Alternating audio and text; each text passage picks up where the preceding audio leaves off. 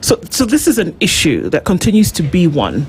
That the things, interestingly enough, that folks cry about, because, I mean, look, we'll talk about that, because one of the things that media does, even when there is a budget that's being put out, is that you go to the people and you hear what it is that they have to say. When you take that number and you translate it for them and what it means, and they say, well, we don't feel it, the micro that you speak about. So John Baddy also admitted that he knew that there was a burden on, they know that there's a burden on people. One of the only ways to sort out that burden, wherever sector you look at it, whether it's in education, whether it's in health, whether it's in services, is to make sure that the economy is growing.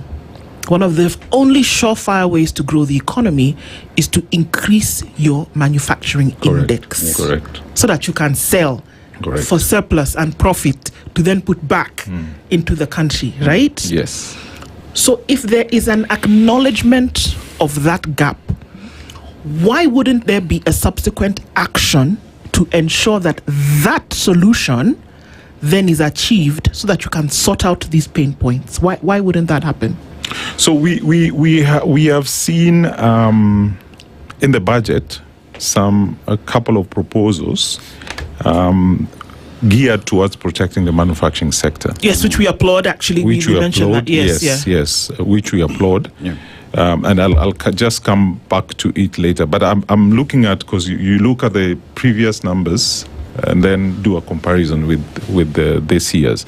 So if you look at the output in terms of the growth of the manufacturing sector among the key sectors that drive the economy grew by 2%.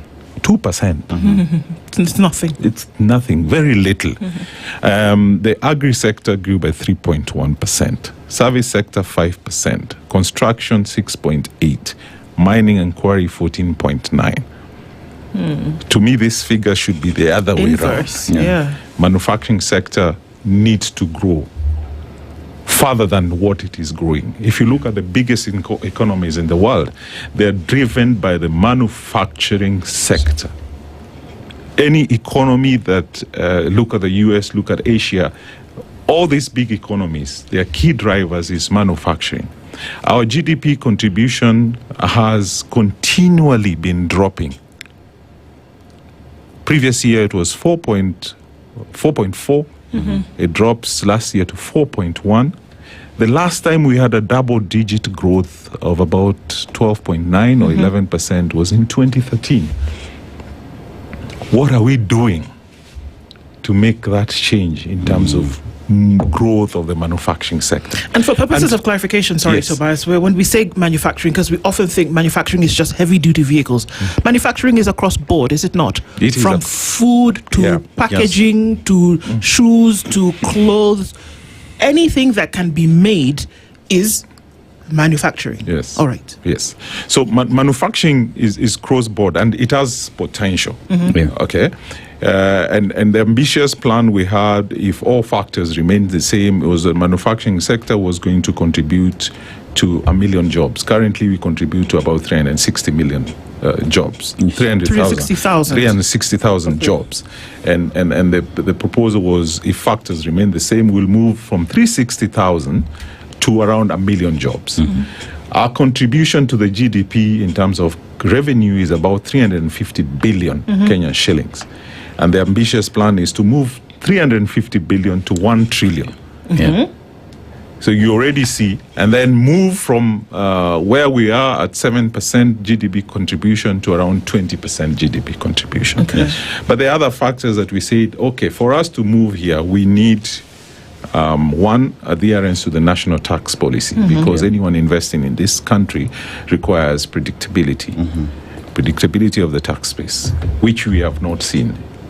The national tax policy was passed, and adherence to this national tax policy is still the question. Number two, the cost of electricity. The cost of electricity in Kenya is still very expensive. We signed into some PPAs agreement, power purchase agreement, that has tied us to a specific cost. Unless and until we review these PPAs, we are going to still get stuck into this cost. 70% more expensive. Uganda is cheaper. Tanzania is cheaper. Yes, we may have stable energy, but the cost of energy in Africa, we are still more expensive. The other thing, of course, which we have seen an improvement in terms of infrastructure, which is good, but the other thing that is key for the manufacturing sector that inhibits the growth of the sector is the taxation of raw materials. A couple of raw materials we use as input are still being taxed. And in a budget proposal that we submitted, I've seen a few review on that, and I'm hoping if we read in between the lines, then it will be as what we had proposed. But taxation of raw material has been key. Now remember, the regional counterparts are also growing. Yes, Tanzania is growing. They're attracting manufacturing. So our market share that we've had in terms of our export to Uganda, export to Tanzania, is reducing because they are also producing what we were exporting to them. Before. Okay. So it's sort of a competitive environment that the